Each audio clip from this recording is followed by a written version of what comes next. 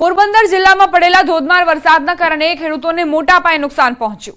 ખેતરો બેટમાં ફેરવાયા, પાક નષ્ટ થઈ ગયો, જમીનનું મોટા પાયે ધોવાણ થયું। ત્યારે કુતિયાણાના ખેડૂતો અને કોંગ્રેસ દ્વારા રેલી યોજી મામલતદારને આવેદનપત્ર આપી સર્વે કરી લીલો દુષ્કાળ જાહેર કરવા માંગ કરાઈ।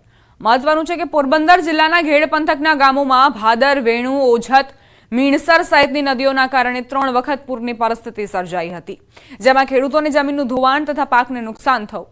તો વર્તુ 2 ડેમના કારણે બરડા પંથકના અનેક ગામોના ખેતરો ધોવાઈ ગયા, જેને લઈ ખેડૂતો અને કોંગ્રેસ દ્વારા સર્વે કરી સહાયની માંગ કરાઈ। ત્યારે કિસાન કોંગ્રેસના પ્રમુખ પાલ આંબલિયાએ મામલતદાર પર ગંભીર આરોપો લગાવ્યા હતા।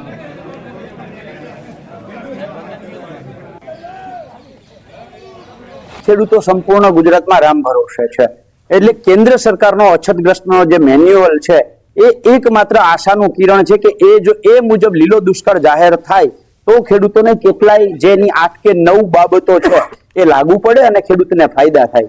પણ અત્યારે મામલતદારને આવીને મેં પૂછ્યું તો એને ખબર જ નથી કે અછતગ્રસ્ત મેન્યુઅલ શું છે, એને એ ખબર નથી કે કુતિયાણાની અંદર કેટલો વરસાદ પડ્યો છે, એની પાસે આ માહિતી નથી। કુતિયાણાના ભાદરકાંઠાના કારણે જે આખું ઘેડ વિસ્તાર છે એ વિસ્તારની અંદર કેટલો વિસ્તાર પાણીમાં ડૂબ છે અને કેટલું નુકસાન છે એ પણ એમને ખબર નથી। આ વિસ્તારના ખેડૂતો સ્વયંભૂ મોટી સંખ્યામાં એકઠા થઈ અને સરકાર જાગે, તંત્ર જાગે, એને ઢંઢોળે અને એ દરખાસ્ત ત્યાં કરે, એમના માટેની પોતાની વેદના આજે અહીં જે ઠાલવી છે તમારા સામે તમે જોઈ શકો। સરકારને મારી વિનંતી છે, અપીલ છે કે તાત્કાલિક જે પણ પ્રકારના નુકસાન થયા છે એ પ્રકારનું સર્વે કરીને એમને સહાય કરે અને જ્યાં સુધી સહાય ના કરે ત્યાં સુધી કોંગ્રેસ પક્ષ ખેડૂતોની સાથે છે। દ્વારકામાં ભારે વરસાદના પગલે 1100 જેટલા વીજપોલ અને 35 જેટલા ટ્રાન્સફોર્મર ક્ષતિગ્રસ્ત થયા હતા। અનેક ગામડાઓમાં વીજ પુરવઠો ખોરવાયો હતો। ત્યારે વીજ પુરવઠો પૂર્વવત કરવા પીજીવીસીએલના કર્મીઓ દિવસ રાત જહેમત ઉઠાવી રહ્યા છે। વિભાગીય તથા અન્ય જિલ્લામાંથી મળી કુલ 50 ટીમો કામે લાગી છે।